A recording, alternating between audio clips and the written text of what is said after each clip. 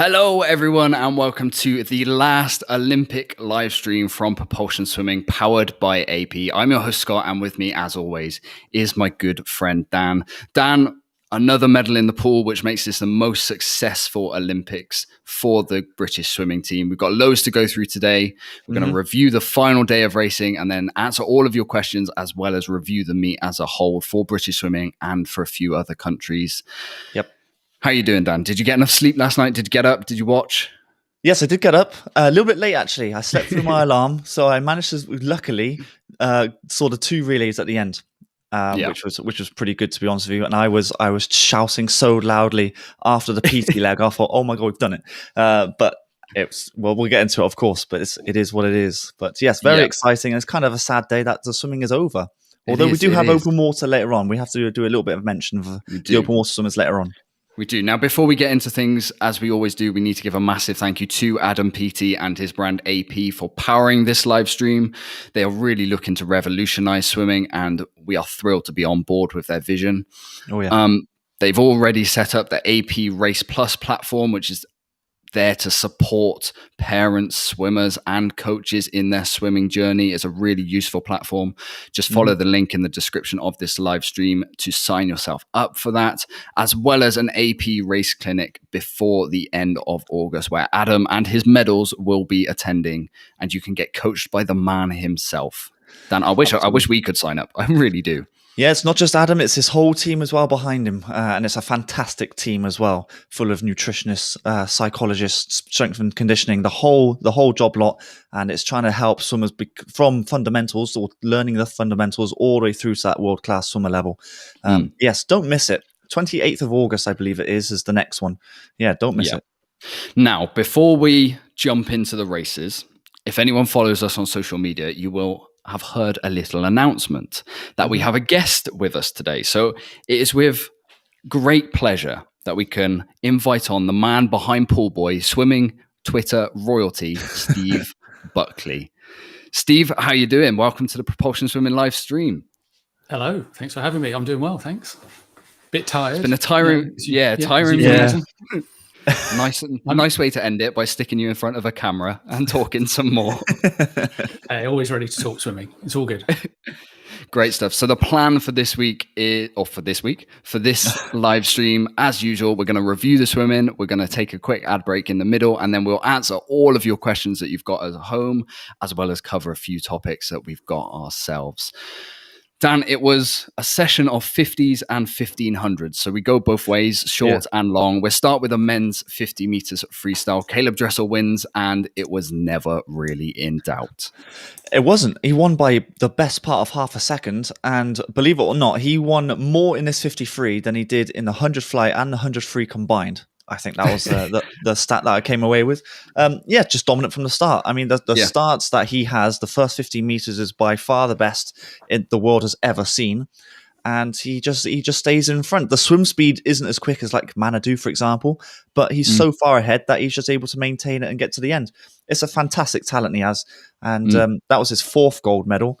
And he ended up with 5 because of the medley at the end. But yeah, fantastic. It's great that he's part of the sport. And is he the next Michael Phelps or is he the first Caeleb Dressel? It's one of those, I think. Oh, that question. I'm going to jump in here. That's a bugbear of mine. People saying that someone is the next someone else. Yeah. They should always be the first they are. So he's the first Caeleb Dressel, definitely. Yeah. I think this is the most nervous I've ever seen him at a meet. I think there was a lot of pressure coming on from America, and I don't know. It just didn't look like the relaxed Dressel that we usually see at ISL, at Worlds. He's having fun. This one didn't look as fun for him. The times were still there, which is the most impressive thing. When he's nervous, the times are still there and he's still blowing the doors off. I mean, it's crazy to say that he's not jumped off the screen, really, because he's had such competition in the 100 meters, but he has when you look at the times and 5 golds. Yeah, that's just the mental strength for the guy. I think I mentioned it back in the 100 free, actually, because he was very much on the fence whether he was going to win that one between him and Chalmers and Kalashnikov. We thought Kalashnikov was going to do well. Turns out it was just him and Chalmers, and it's what brings the best out of him, this competition, it seems. If he were to be by himself, let's say he's like Katie Ledecky is by herself, I think he would actually sort of suffer for it. But because he's got this competition, he's actually bringing out the best out of him. So, it's great that there's swimmers around him to push him. Yeah. Now, Dan, you go on. I was going to say, I wondered if the kind of the noise around the US team performance impacted on him, because there was a lot of talk going, they're not as good as they have been. I know certain people have described the US men's team this time as not up to scratch compared to previous Olympics, and I wonder whether he was carrying them. It's been really weird how they've jumped on the backs of some swimmers kind of against them. The fact that it almost felt like the whole of America was against Michael Andrew from the moment he got in the pool. I don't entirely understand the attitude, because he is a massive talent and he is still 22. Yeah. I don't know, they've been quite harsh. They're still top of the medal table. There were a lot of people complaining that he hasn't had the vaccine, and so he was putting people at risk, because that's what they were saying. I don't know if that was part of it, and then he trains differently to what normal swimmers do, and he races the 200 IM weirdly based on what we've seen before, but it works for him. It didn't work this week, of course, but we said about it yesterday, and I think the day before. It's just very harsh on him when he's still a young man, pretty much 22-year-old. So yeah. Elsewhere in the 50 meters freestyle, Florent Manodou wins silver, Bruno Fratas wins bronze. Very happy for Bruno Fratas. Very well deserved. What a reaction. I've got written down here that those two guys probably came away with the medals because they could sit on Caeleb Dressel's wave. That was the only difference between the rest of the field. And if Ben Proud had qualified a little bit faster, had been in those middle lanes, he might have been one of those guys. Yeah, you told me this before, and I wasn't quite sure. I'm not the 50 specialist, but I don't know what you think, Steve, about that. I mean, the wave obviously does help. You sort of Lisak back in Beijing. It certainly helps. Would have Ben benefited from being in the middle lanes? I think so. I mean, he got a better reaction time than Caeleb, but obviously Dressel's underwater work is just out of this world. And, by and large, he'd won that race at 15 metres. Andy Jameson's fond of saying, stop the race now, and he's won by whatever. Well, he didn't need to stop it then, because he just kept that distance all the way through, or maybe went further away. But I think that's a fair point about Ben. He was just that little bit out of the action in lane 2, wasn't he? So he didn't really get into that race. In the semi, it felt like he'd finished really strong, and it just didn't happen for him in that last 15 in that final, which is such a shame, because it was 0.17 from silver. They were so bunched up behind Dressel that it could have gone anywhere. I mean, we said yesterday he could have come anywhere from 2nd to 8th in that final. Making the final was the big deal, and then from there anything can happen. For me, the difference between Manodou and Fratas was, again, their positioning in the pool. You watch Manodou, he was hugging that lane line right next to Dressel, and Fratas wasn't. I think that's that 200ths of the second. It's the experience that Manodou has and the coaching from James Gibson that might have just made that difference between silver and bronze. Maybe. I don't know if experience plays a part, because of course Fratas has been there and done it. He's 32. In fact, he's older than Manodou, so I don't know if experience plays a part. But in terms of pedigree and previous achievements, this is the 3rd podium in a row for Manodou, which is seriously impressive. That's longevity for you. And he had a bit of hiatus. He did professional handball for a bit as well, which is incredible. 3 podiums, so he's a gold in London, silver. And it doesn't look like he's going to stop, because he's got ISL to come up as well. And sprinters can go on for a little bit longer as well. I wonder if Fratas will keep going as well. So I think so. I wouldn't blame him. Yeah. Women's 50 meters freestyle then. I know I predicted Pernell Bloom yesterday, to much dismay, to win the gold. Emma McEwen, impressive. So she was brilliant. Yeah, go on, Steve. Brilliant. Yeah, no, she was absolutely brilliant. She was brilliant all week. And I put it on Twitter, I'm so pleased for her, because it's felt like for years she's been the sort of, bridesmaid's a horrible term, but, in that Australian team, she's kind of gone under the radar and been overshadowed by, Kate Campbell and others, for better and worse. And this has all been about her this week. She's really kind of stamped her authority on it. And she did that in that 53 final. I mean, she was the only one under 24. 23.81 is a fantastic swim in an Olympic final. Absolutely. Yeah, she just got faster and faster through the rounds. She's now the most successful Australian Olympian ever. Ahead of Thorpe. Yeah. Which is nuts. It's Yeah. absolutely crazy to go ahead of Thorpe, and she wins 7 medals in Tokyo. 7. For me, she's right up there as swimmer of the meet. We'll get onto that at the end of this live stream. Was it 7 or was it 6? I think it might be 7, 7. actually. 7. It might 7. be 7. Blimey, it's impressive, isn't it? So For me, I think she won because she can do a 200. It sounds weird to say when you're swimming a 50, but because she's got that back end speed and she looks controlled, she can keep power into the wall. And like the rest of them, I actually think that 200 pedigree came into 4 in a 50. Well, it's funny. You see her pull away after about 35 meters, and I never really did 50 meters. But when I sort of did do it, if you like, but when I was like doing 24 point, which is rubbish, really, I did feel it after about 35, 40 meters. You know, so it must be where the lactate doesn't hit her as quick, or the the aerobic side of her training to be good at the 200 as well as the 100 fly does kick in a little bit. You could say for Penal Bloom is much the same, but she is an out and out sprinter. Unfortunately for her, I just think the start was not up to scratch like it was in the heats and the semi. Otherwise, she would have been really, really close to McKeon on that time and definitely gone sub 24, but it just didn't happen for her, I'm afraid. First time Australia have won this medal as well. That caught me by surprise. I thought they'd won the 50 freestyle gold on the women's side, but no, according to comms, they hadn't. Bit of a shock. That is a surprise. Yeah. Yeah. Sarah Although Sjostrom with a silver. Well deserved, and well deserved for her recovery from injury. I'm so glad she got a medal. I just think it's a massive inspiration. I mean, to come back from pretty much a devastating injury. I mean, I've never broken my elbow, and I don't think you have either, Scott. But it must have been painful to start off with. Just a little bit, because she slipped on ice apparently. I mean the rehab that she must have gone through. She didn't swim any fly and yet still made a 100 fly final. We did say that this was her best shot of making a medal because of the shorter distance and the less pressure on her shoulder and arm with the freestyle stroke. And she's come away with a silver medal. I mean, if you told her that she would come away with a silver medal after breaking her elbow, I mean, just amazing and inspirational. That's pretty much all I've put. I've put Sjostrom, amazing, inspirational. Just fantastic swim from her. And I'm really pleased for her. Really, really happy. Well, I mean, it's not ideal preparation, is it? Breaking your elbow, however many, 8 weeks, 9 weeks, 10 weeks? It wasn't very long, was it? Before an Olympic Games. So to bounce back, the mental strength she must have shown, to get through the rehab and recovery, and probably doing kick with her arm by her side for months or something. It's incredible. And 24.07 is not to be sneezed at. No, that's correct. I do wonder how many medals she could have had in her pocket had that not happened. I think she would have been utterly dominant. I really do. Do you reckon? Yeah. I mean, the 100 fly would have been really, really interesting because Maggie McNeil swam really well in that 100 fly, McKeon as well. It would have been really, really interesting, as it is, it's not to be. But will she go for the next Olympics in Paris? How old is Sjostrom now? 27, 8, I want to say. She's been around for a while, Dan. But she was on a block at like 14, 15, wasn't she? So I think there might be another Olympics in there. I do. So she'll be 28 in a couple of weeks. I think. There you go.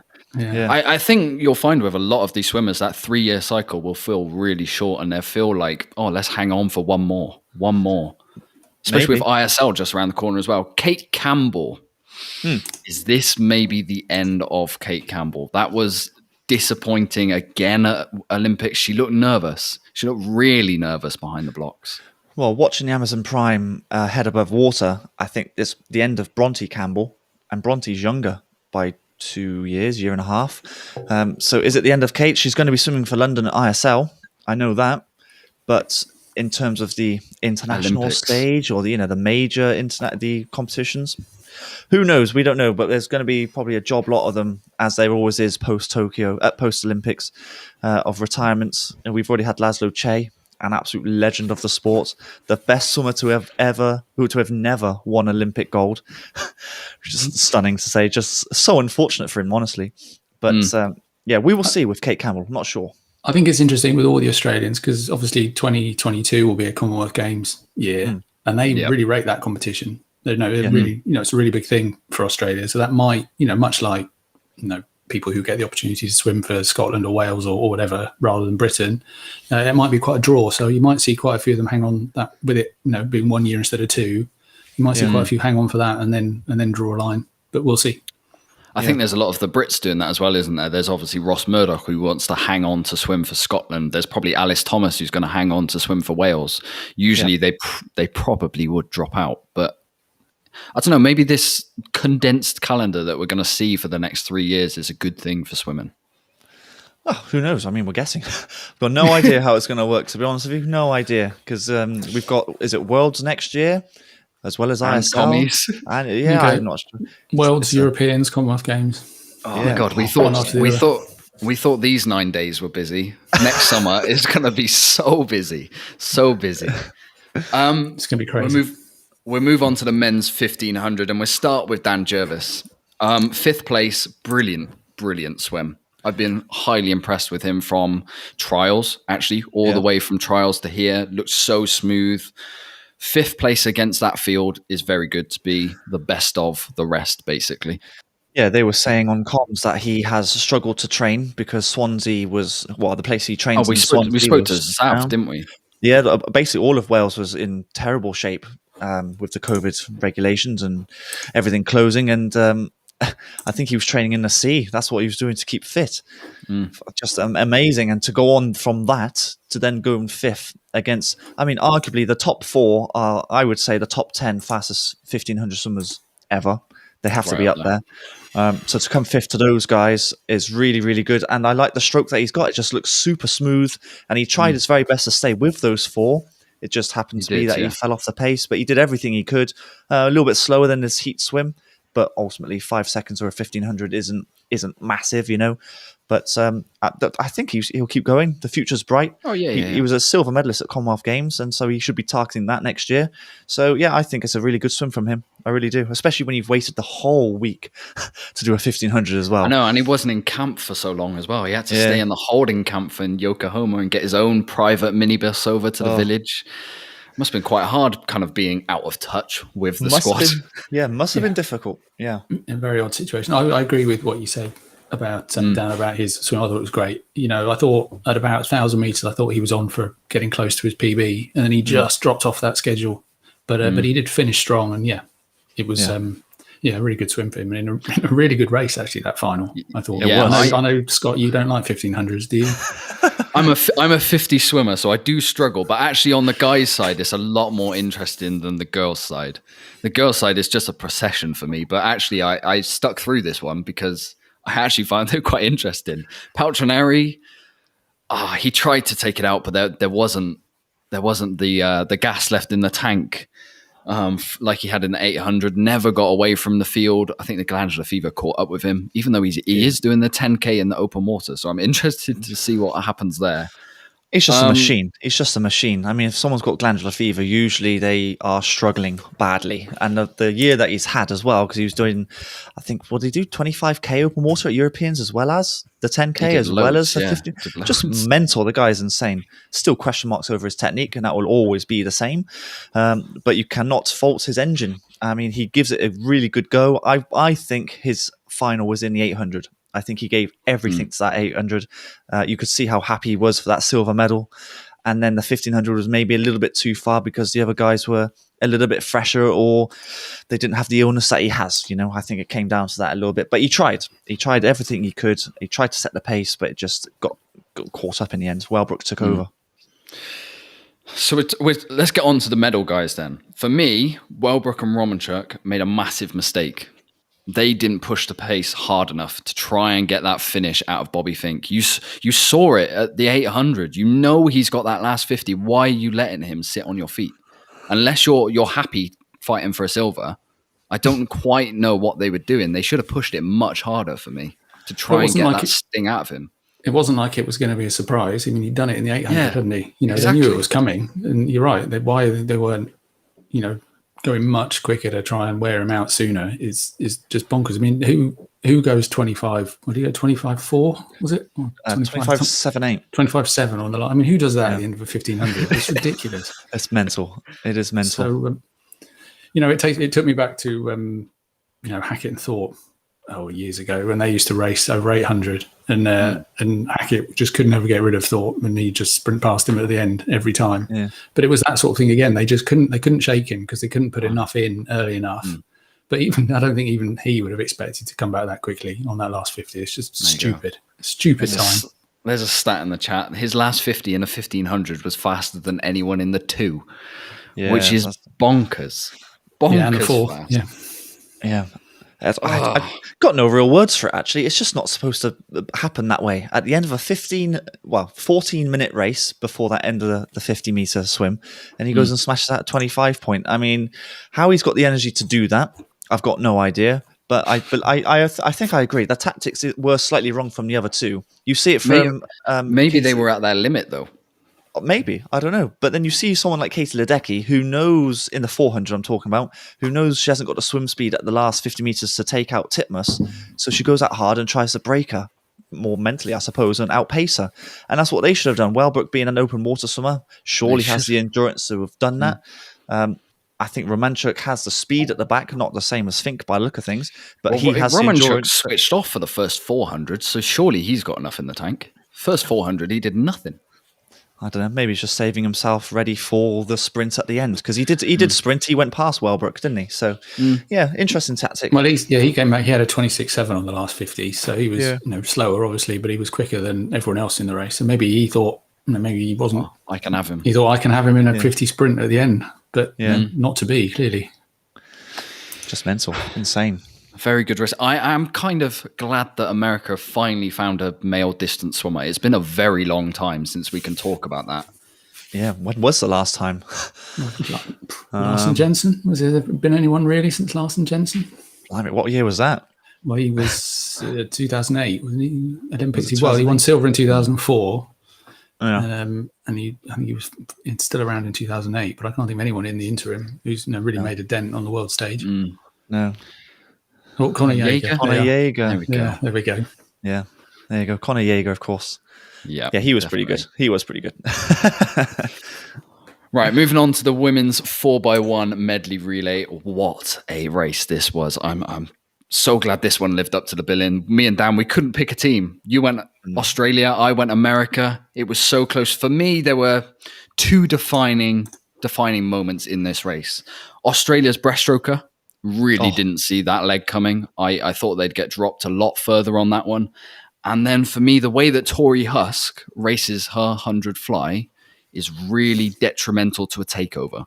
So she really takes it out. And then she comes back. She's dying. And then Weitzel had no chance of a fast takeover. And that's where Kate Campbell just went past her. It's hard. You heard Jimmy Guy in his interview after... Was it the mixed medley where he's telling Adam, like, take it steady, first 50, please don't die off on me for that takeover. Go steady. And I think Tori Husk, I said during the 100, it was a mistake that she takes it out quite as hard as she does, because you're never going to come back and you open yourself up to a target. On a relay, it for me, that made the difference. Well, the big difference was the breaststroker. The Aussie breaststroker, because that was absolutely outstanding. I can't remember what she did in individual, but that was seriously quicker than what she did in the individual. I'm not even sure she made semi. I can't even remember now, but she certainly didn't make final. Chelsea Hodges. And then she goes and does a 67, I think it was, 67, which is decent, really decent. It's not like in the race. It's not the elite side where you get like Jacoby or King going 4s or 5s, but it kept them in the race. And then when you've got McKeon and Kate Campbell at the end, you're feeling pretty confident about those two backing up, because they've had a pretty decent meet, especially Emma McKeon. But going off your theory of going out fast for Husk, that's the only way she swims it as of right now. She does have to learn. She is very young still. But was it 65? Yeah, 65. Sorry. Yeah. But Husk has got to learn from this, and it's difficult because the stroke does shorten when you fatigue, and it does upset the takeover a little bit. So maybe it's a little learning curve. I don't know what you think, Steve, but you could be onto something there, Scott. I don't know. Well, I think it's a big thing, isn't it? Takeovers. I mean, Campbell got a 0.04 and Weitzel was 0.38, and what was the winning margin? 0.13. So there's a difference. There's more than the difference between the gold and the silver, isn't it? I think for me in that race, the biggest most impressive thing was Emma McKeon backing up again. She did it for the mixed medley relay as well, with a shorter turnaround.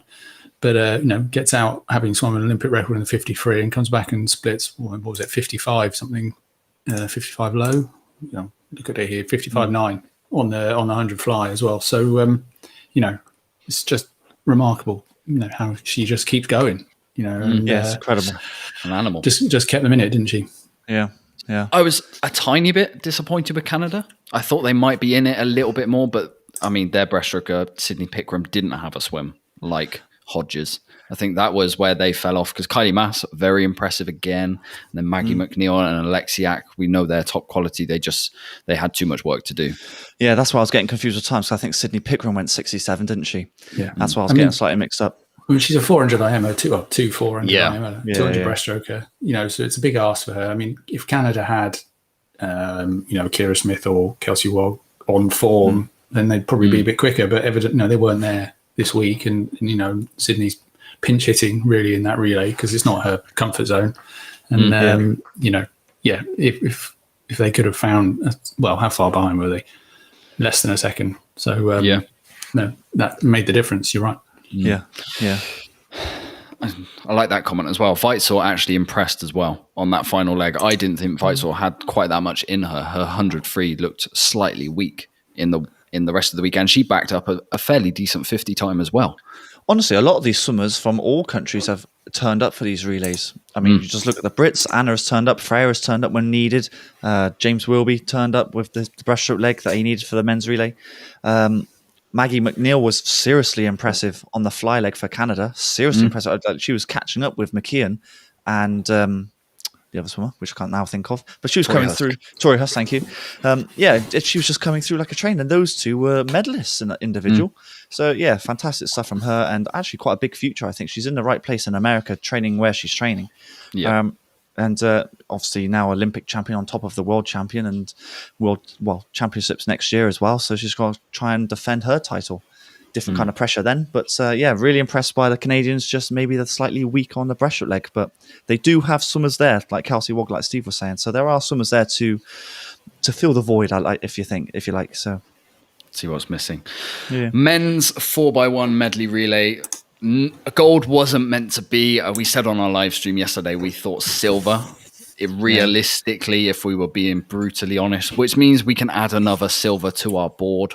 Yep. There we go. 8 medals in total. Oh, what to say? GB boys were disappointed with silver. That shows the state of British swimming. For me, I hate to say this, but actually the times I think they could have gone slightly quicker, bar Petey and probably Jimmy.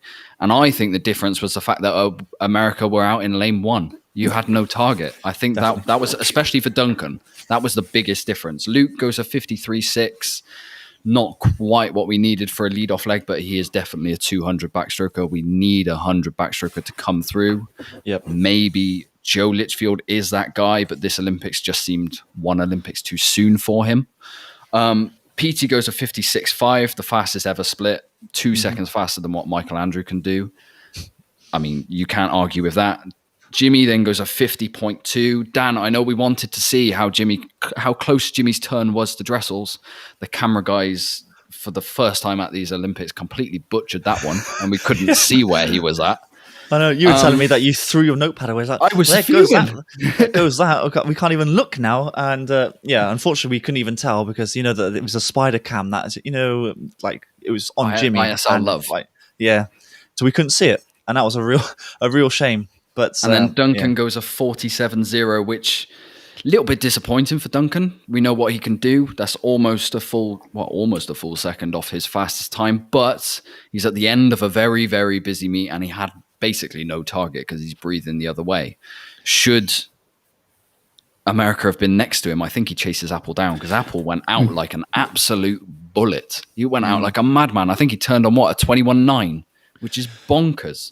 Well, actually, if you look at all of the swimmers, they've all went out mad at the first 15-meter mark. They knew what was on the line, so they just thought, let's just absolutely smash it and then hope that they can hold on. I mean, I don't know the times or such. You've got it there. But Dressel went out like a lunatic. Michael Andrew went out like a lunatic. Adam went out mad. They all just went for it. It just shows that they weren't certain of the gold. And GB were mentally in a good place. They thought they could have done it. Based on what you saw in the interviews, they thought they could win. Yes, it's difficult with Duncan. He does need someone to chase. That's why he looks so good in that 200 IM. He knew that he needed to chase Michael Andrew, even though Michael Andrew wasn't in the race.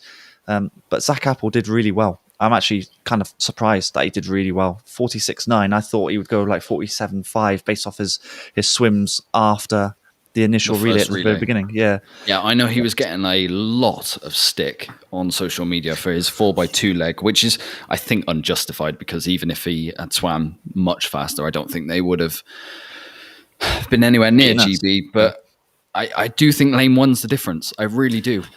Yeah, you're right. I think Duncan not being able to see Apple made a big difference to him. I actually think it probably helped Adam, though, because I've always felt that in relays, you apart from the two swims we've seen this week and the one in Rio, he's always a bit slower than you think he ought to be based on his flat start times, and I think he really struggles with the waves.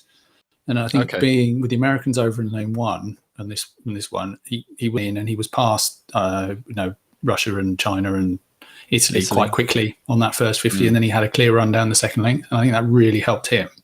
And then he probably could see Andrew out of the corner of his eye on that second. I think it really helped him. But yeah, by the time Duncan's in, and it's they were pretty close after the fly. I mean, 0.6 or something. But Duncan's breathing right coming down the second 50, and Zach over on his 3 lanes over to his left, and he won't know where he is. But I don't think we can sit here and say, well, if Duncan had done what he did in 2019, they'd have won, because that 46.1 is that's an outlier. Bonkers. But I was expecting him to break 47 on that anchor. I'll be honest. Yeah, he has had a very busy week, mind. He becomes he had a very busy week in 2019. He did. Yeah. He now becomes the most decorated GB Olympian at One Games, much deserved. We've been saying we actually think he is the guy to move the sport forward into the public eye a little bit more than just PT, because he can do so many different things. He's a star, and I don't think he gets his rewards sometimes. And he's a character as well. You watch the interview with Sharon and that comment about Paris and maybe puberty would have hit by then. So, he's got a really dry sense of humour. If you've ever seen him on social and videos or on Insta or whatever, he's a really funny guy. So he's definitely the right sort of person to kind of promote the sport, as you say. Definitely. Nathan Adrian suggested top seeds should pick a lane. We spoke about this actually earlier on in the week and kind of completely disagree, because then it doesn't become visually easy to watch. The cameras could be all over the place, and like we saw with the spider cam, that 1 second where you focus on Jimmy, you don't see what's going on with the other race. I think the spearhead is needed. Well, that's what the yellow lanes are for, the golden lanes. So you're supposed to focus on them. That's the whole idea. Yeah. And if you choose lanes, it would just make. Sorry, go on, Steve. I was going to say it would make every race like a mixed medley. That everyone would be all over the place. Yeah. I mean, that is good fun for the mixed relay. Yeah. But yeah, it's an interesting thought. I don't think it happens. Maybe the only platform it does happen is ISL, because they seem to want to go against the norm and throw every single rule under the bed and just go for it on everything. But I feel like if it did happen, I think a lot of teams would pick the outside lanes, because there'd be no waves coming from whatever side of the pool you think. Go on. Interesting. I think that's the way it would go, to be honest with you. Depends, obviously, what the team would want and how they would suit. So, I mean, if you've got Duncan in the team, yes, you want to be in the middle because he wants to chase. But then if you've got Adam, then might be all right on the outside. So, yeah, it'd be interesting. I don't really agree with it, just because it would look... My OCD would kick in and be like, oh, it looks a bit ugly on the screen, Either way, it rounds up what has been an amazing meet for British swimming. What we're going to do, we'll take a quick 60-second ad break, and then we will jump into reviewing the meet as a whole for British swimming and answering all of your questions in the live chat. So we'll see you guys in 60 seconds time.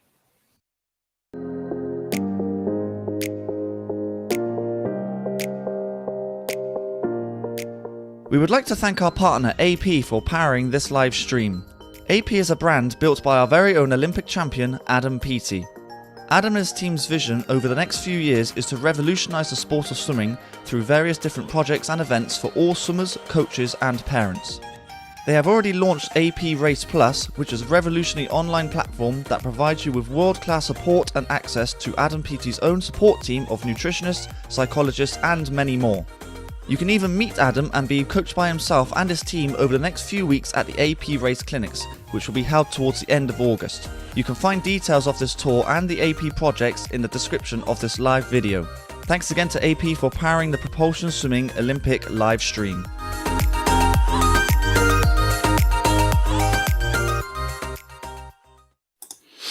Okay, we're back. And I want to start off with a very kind comment in the chat. I appreciate it a lot. It has been a hard week. I mean, this morning was very hard to get up. It was a long 9 days of posting on social media, voicing your opinions, everything like that. It takes its toll. It takes its toll. It does. I mean, I was feeling it we were feeling it on Thursday, Friday because of the 9 to 5 work schedule. But then at the weekend, you find a little bit of energy again. But it's still tough. It is very hard. But we've enjoyed it. Ultimately, we've enjoyed it. And to give you guys our swimming knowledge of some form, or swimming thoughts anyway, opinions. It's been great fun. And it's great to see that Steve has been active on Twitter. Twitter royalty is how Scott's introduced. So I just wish I didn't have to do it at 2:30 in the morning.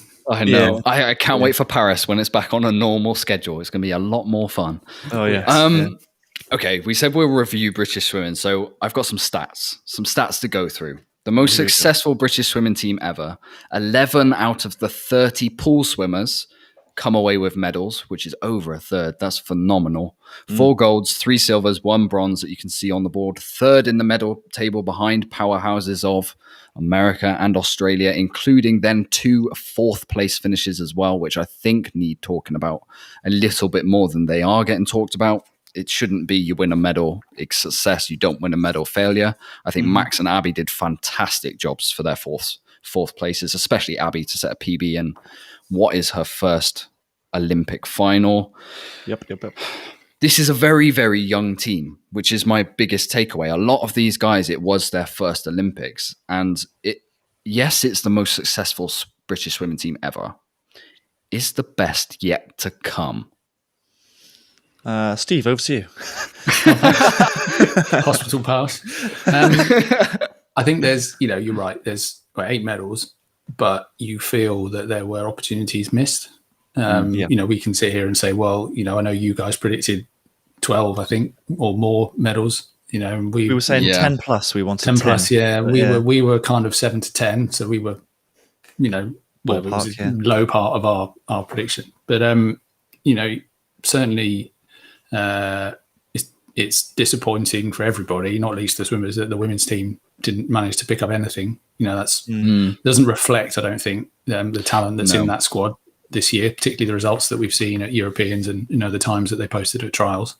And I really thought this was the year that the men have done much better than the women for the last 4 years, and I really thought this would be the turning point where we maybe Abby, Molly, Anna and Freya would be would start to redress that balance. And it's swung back a little bit, but they're still not quite just that extra little bit that they need. And I don't know what that is, whether it's confidence or whether the coaches will go away from this and know, well, we should have done something different than what we did do or whatever.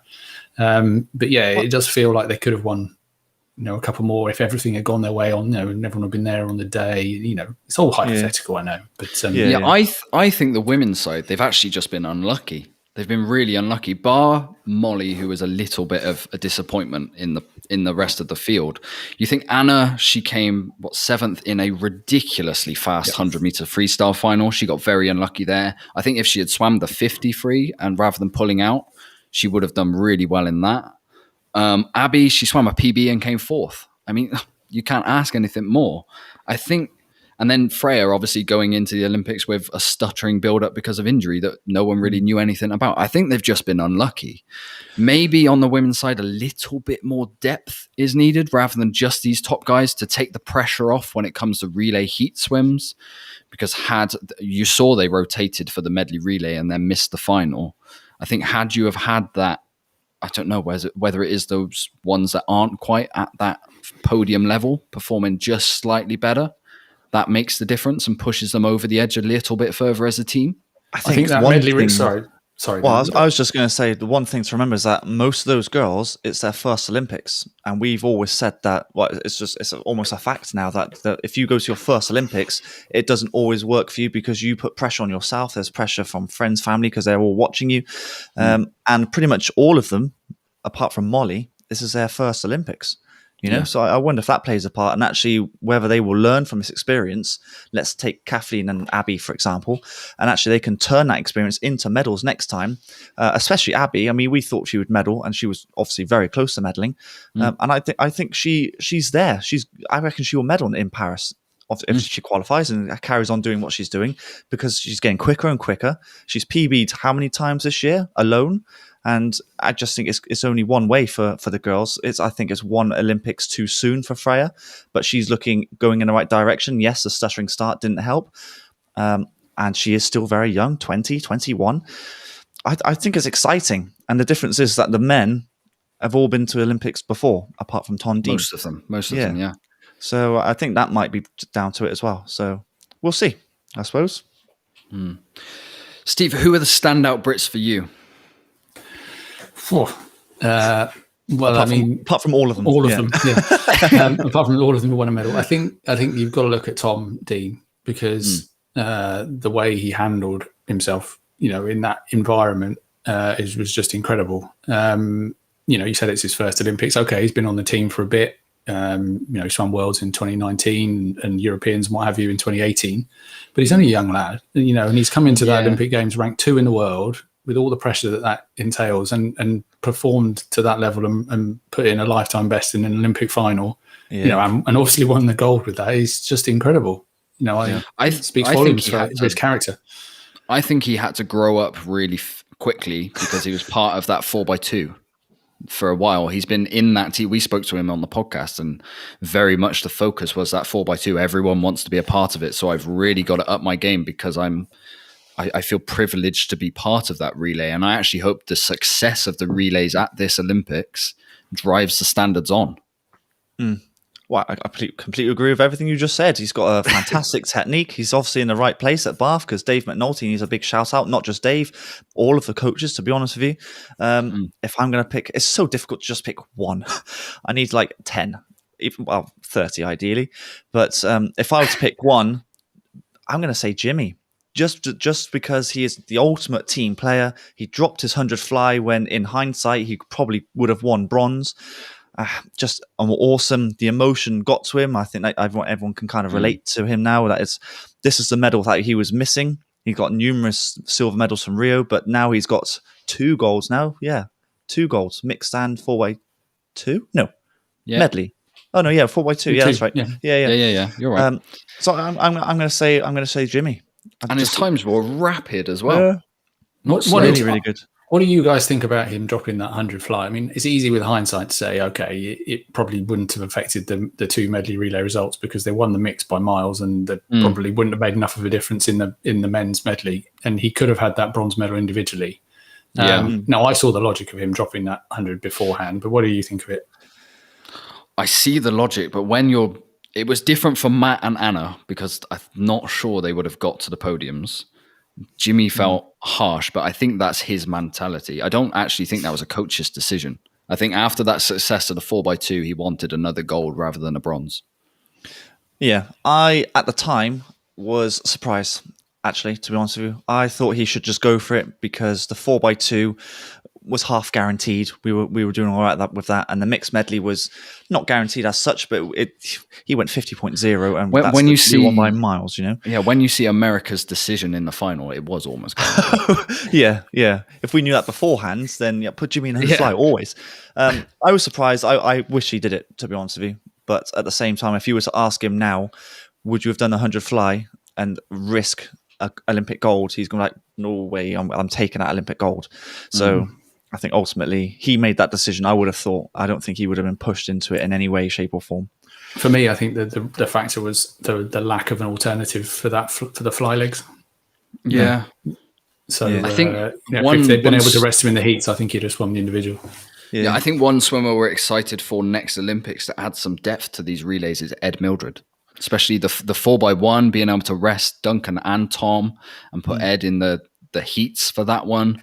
And then he might be an alternative for the 100 fly as well. And you say Jacob Peters isn't old either. He's got a big future ahead of him as well. So again, next Olympics, Jimmy might get a chance to swim some individuals a little bit. Well, that's just it. I think most of this team will actually be on the team in Paris as long as they don't fluff their lines at trials. There's only a few of them that aren't going to be on the team. You've got Amy Wilmot and Alice Thomas and maybe Ross Murdoch. But I think the majority are going to be on the team again.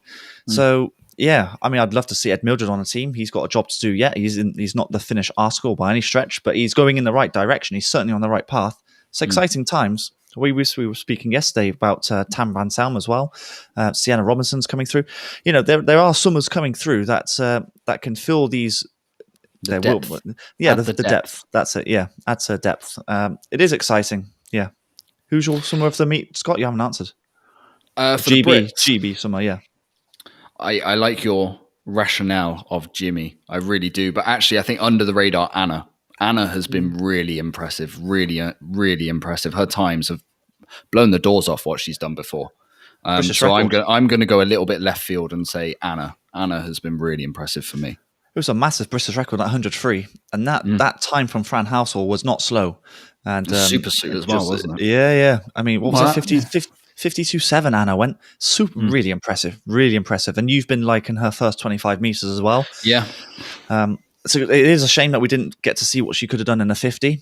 It is a shame, but I think it's much the same as Jimmy. I think she would have been thinking about getting that gold in the mixed more so than anything else. So I think it made as much as these things make sense, it made much more sense for Anna to do that, because I think she would have had to have done a quite reasonable PB to make the final. Now she was in the form to do that probably, but as you say, you know, you've got such a, you know, when people have asked me this question of what do you think about them dropping their individuals, my response is always, well, you get very few opportunities to be an Olympic champion. Why wouldn't you do everything you can to make sure you take the ones you get?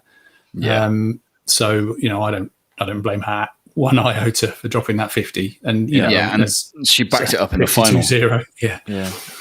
I mean, that was a monster swim, absolutely monster swim. And before that was Jimmy Guy going 50.0 as well. I mean, so they both backed it up. It just doesn't get better than that for the last two legs, doesn't it? So yeah, well, it wasn't pretty good on the second leg as well, with the second fastest breaststroke split ever from Adam. Oh, that's not bad, you know. It's not a bad back 3/4, is it? You know. So away from the Brits, then there were obviously standout performances from other countries. What were the names that stood out for you, Dan? I'm not going to ask you to pick one. Just rattle through the names. Rattle through them. Top of my head, Emma McKeon, of course, has to be in there. We've spoken about Zhang Yufei quite a lot, and I think she needs to be spoken about a lot more, because we were saying the other day that she's 200 fly, 100 fly, 200 free, 50 free somehow. She needs to be spoken about. Caeleb McEwen, I think, has kind of gone under the radar a little bit, even though she's done the 1-2 double, the medley relay gold as well. And then I think she must have been then on the mixed as well. Mixed, I feel like she got a bronze. So she's kind of gone under the radar just because, you know, Dressel's got 5 goals and Emma McKeon's got 7 medals. I think she needs to be spoken about. She's a superstar, and at only 19, I think she is 19, 20. She's got many years to come, many more years to come. So there's a couple. I mean, there's so many more, of course. Ledecky, Milak, yeah. Duncan, you got to talk about Duncan. I can't believe none of us picked Duncan for the GB summer, you know? Mental. I mean, there's so many. Titmus swam incredible. There's quite a few. I don't know if I've listed the job lot for you, Steve. Is there any more? Fink, I see in the comments. Definitely Bobby Fink. Insane swims. Well, I mean, I've already talked about Emma McKeon. I thought she was brilliant.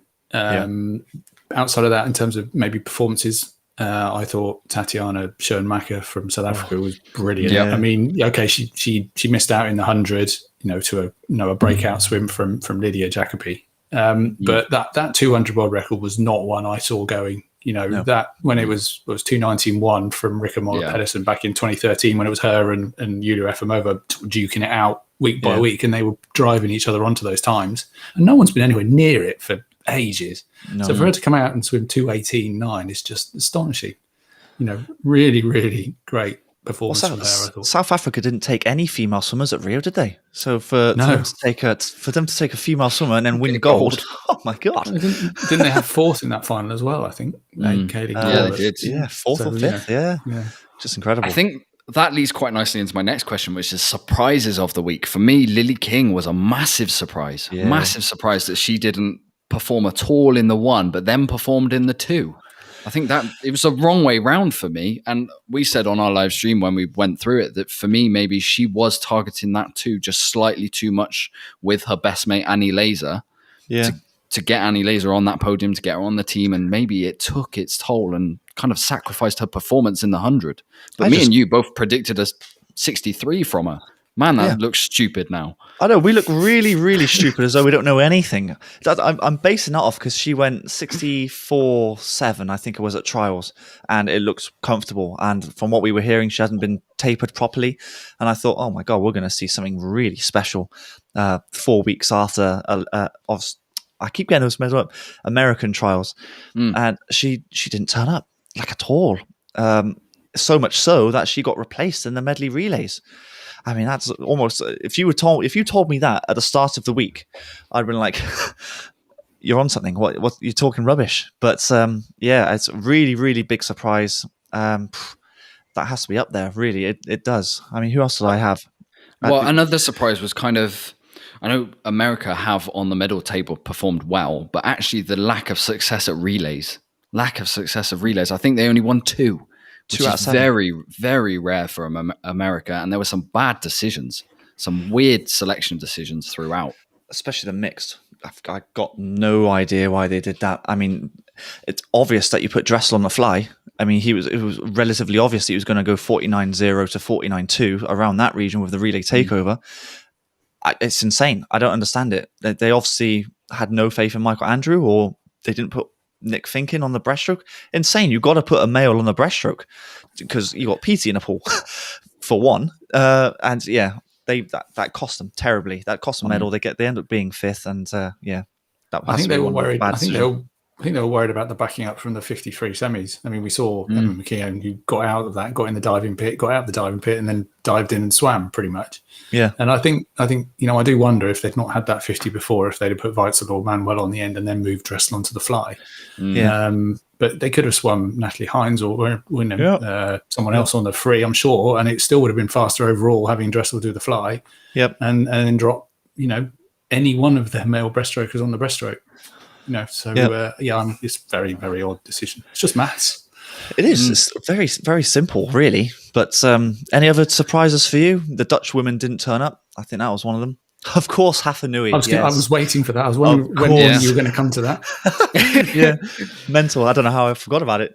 I mean, that was for me one of the best races of the whole meet. Both 400 actually. For Ledecky and Titmus, that was a real classic Titan head-to-head. That was just a tactical masterclass actually from Titmus and Ledecky. They both did exactly what they should have done. And then for Hafanui, brave, just everything. He did just awesome. I mean, it helped they had Elijah Whittington pace-make him effectively for the first 100, 200 meters, and then he took off. And then I don't know if maybe he saw McLaughlin on the far side, maybe. That's another one. He just held it really, really well. Oh, Sato, of course. Thank God for all these comments because I'm forgetting most of these. Sato was another a long week. Big miss. Yeah, I mean, there's a lot of surprises. Sato was a big one to meet. He was supposed to win 2 gold medals potentially, and he's come away with not a final and a 5th, wasn't it, in the 200 IM? 4th? Just 4th. Mind-boggling. Yeah, China as well. There's a lot of them. There is a lot of them. So many. There is a lot. I think surprising that 800 free relay or 4x200 free relay for women was less that China were good and more that Australia weren't as good as we thought they were. And that was a really odd bit of selection. We talked about America having funny selections in their mixed relay, but the Australian selectors, I think, there's a bit of hubris there because I think they thought they'd won it. And then they backed themselves into a corner with their heat selection because they had a heat only swimmer in Leah Neal, who did a good job, don't get me wrong, in the final. Hadn't swum a week. Yep. She had to swim the final because she didn't swim the heat. And they were like, here, I anchor this relay to gold. No pressure. Yeah, exactly. Yeah. Very, very peculiar. They should not have dropped Molly O'Callaghan. And I said that for the best part of 2 days. I think I said every day, because she swam really well in the anchor leg of the women's medley as well. And how do you drop someone who's just gone 155.1? And she could have probably potentially gone 140 at 54 as well. Mind-boggling. But at least we got our relays right. At least we got them right. Well, we messed up the first one and never looked back from there. We weren't resting anyone from that point onwards. Exactly. It went it swung from let's roll the dice to we are taking no chances whatsoever. Pretty much, didn't it? Yeah. So which selection was worse, US mixed or Australian women? Well, I mean, the US mixed relay didn't get a medal, did they? That's got to be worse. There we go. Yeah, I think that's quite obvious, actually. Yeah. Dan, have you got any more questions? Any more questions? You've got a little list. We had, call it crazy again, but we thought there were potentially 10 world records to go. We've had 5. Are we shocked at the lack of world records? No. We've had 6, haven't we? Was it 6? Yeah, because the guys medley got one right at the end. Oh, they did right at the end. Yeah, I didn't count that one. So 6. So not too far away, I suppose. But yeah. So you're not shocked, Steve? I'm not shocked because it's the morning finals. Morning finals and the way that the preparation has gone, and all of the extra stress around bubbles and hygiene and testing and the mental stress that comes with it. It doesn't surprise me that we only saw 6. I think we'd have seen more if the finals had been in the evening. Obviously, we'd have seen loads more if it had been fed up of talking about it. Yeah. I'm really fed up of talking about it. I cannot wait for it to go back to normal Paris is going to be back to normal. LA is going to be back to normal. Commies next year is in Birmingham, so that's fine again. So, yeah. Well, NBC don't have a rule over commies, thank God. Well, that's true. Yeah, that's very true. Yeah. I think a lot of world records were super close, like Milak in the 200 fly. I mean, his excuse was he had ripped trunks. I don't know how much I don't know how much that affected him, but he got a new suit on. I mean, okay, so it's a bit of stress in the radio. It's like you're standing behind the blocks and your goal was breaking. You're trying to do the knot in the thing and get them back on your head. It's that kind of stress, I suppose. But it was 10 minutes. It wasn't like he was swimming with a parachute behind him. But maybe it was just mental. He certainly didn't look very pleased with it, did he? Afterwards, he was the least impressed Olympic champion you've ever seen. I know. We kind of bashed on him a little bit for that. I felt like it was arrogance from him to go into the race and be like, oh, well, I'm not getting the world record now. It doesn't matter. It's like, well, it's an Olympic gold, buddy. It's your first one. Well, we think he might be time orientated because he's so far ahead that medals maybe don't mean a thing. And he wants to do, let's say, what Adam wants to do and make the world record so hard to get that it's just unbreakable. Because if it goes down to 149, I just can't. I can't even see him doing it, for one. I can't believe anyone would go 200 fly and go 149, but he would be the best shot at doing it. I mean, he did have a pretty disappointed face.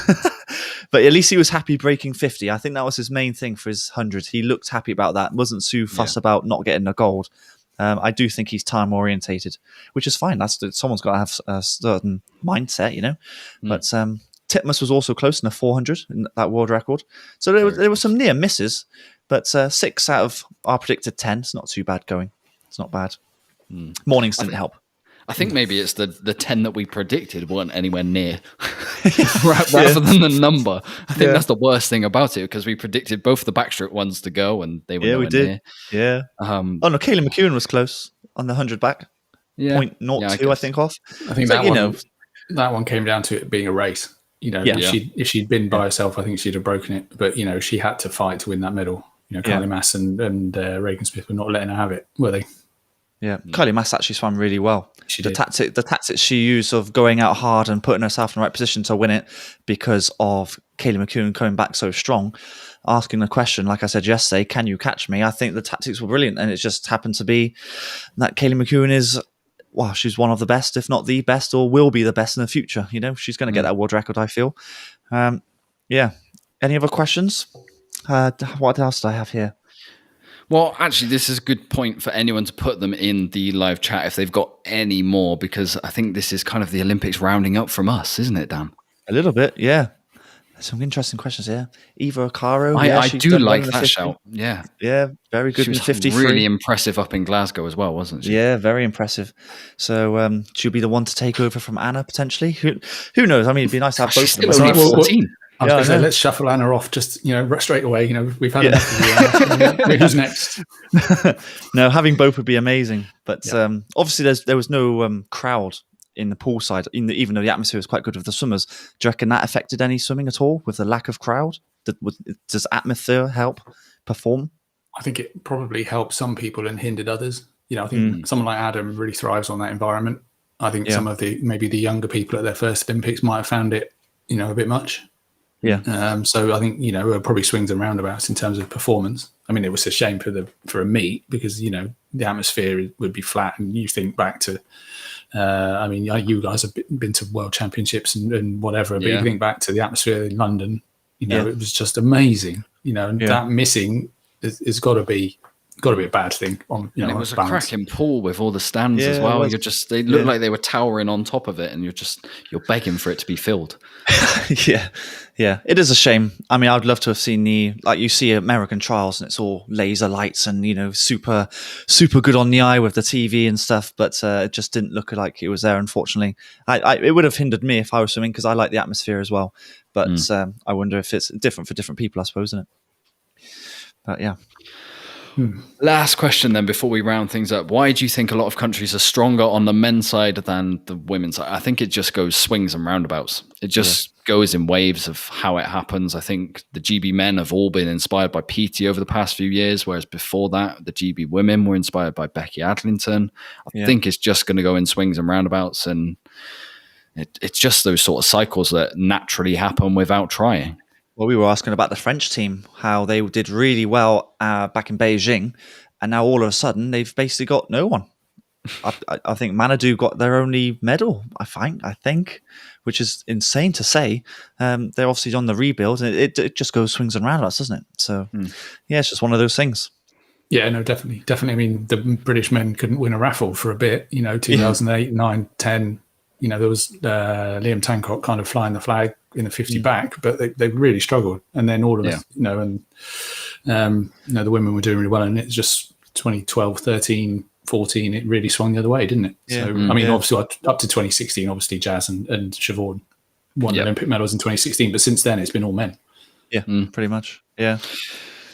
Right then, I think that just about rounds up the propulsion swimming coverage of the Olympics. Steve, thank you so much for joining us on this live stream. It's been great to have your knowledge join us. Maybe we'll invite you on for more in the future. Definitely, if you feel up for it. Yeah, no, it's been good. It's been good. Dan, we do need to say a massive thank you again to our partners, AP, who have powered this live stream. Ed Baxter's done a wonderful job setting things up for us. Pushing propulsion swimming out into the swimming community a little bit more, which is good to do. If you do want to sign up to any of Adam PT's race clinics before the end of August, you can do so by following the link in the description of the live stream or following the one on the screen. Dan, it's been a lot of fun. It's been tiring, but it's been worth it. Yeah, I did say at the very beginning that we got to do a shout out for the open water swimmers. So good luck to Hector Pardo and Alice Deering, who they might actually bring another medal. So we might actually, even though we're not going to live stream it, but there could be another medal to add at the bottom here. Hector's looking very good because he won his qualifier, Olympic qualifier in was it Madeira or Portugal? So he's looking really good. So I'm not quite sure when that is actually. Do you know when it is, Steve? I think it's Wednesday, but I'm not sure. I think Tuesday, Wednesday. I think the open waters, but don't quote me on that. It could be Wednesday, Thursday. Yeah, it's the middle of the week anyway. Yeah, so everyone, we'll keep track of that because we've got another potential medal there. But it's been brilliant. Everything's been brilliant. Our best ever Olympics, like Scott was saying. And I think it goes leaps and bounds from here. I do. I think it gets better. I really do. So it's exciting stuff. But yes, thank you to AP. Thank you to Ed for allowing us to do this. It's been great. I'm really looking forward to the future and what it brings. Yeah. Thank you so much for everyone who's joined us over this week. This is the reason we do this, to provide you guys with a place where you can chat about swimming with fellow swimming nerds. We will be back in, I believe, 3 weeks' time. I think we're going to do something for ISL. We need to take a little bit of a break away from the camera and come back and reassess what we're going to do. But until then, please subscribe to the Propulsion Swimming YouTube channel if you haven't already. Go check Steve out on at Pullbuoy on Twitter. He does some amazing stuff. And guys, enjoy the lies in. Enjoy the rest. I was gonna say, make sure you turn your alarms off. Yeah. Yes. Yeah. Beginner's mistake to leave your alarm on and wake yourself up at 2:30. I've been there. It's not good. It's not comfortable, is it? No. No, not at all. Well, thank you everyone for joining us, and we will see you guys in the near distant future. Yes, thank you very much for listening, guys. See you soon. Thank you. Bye.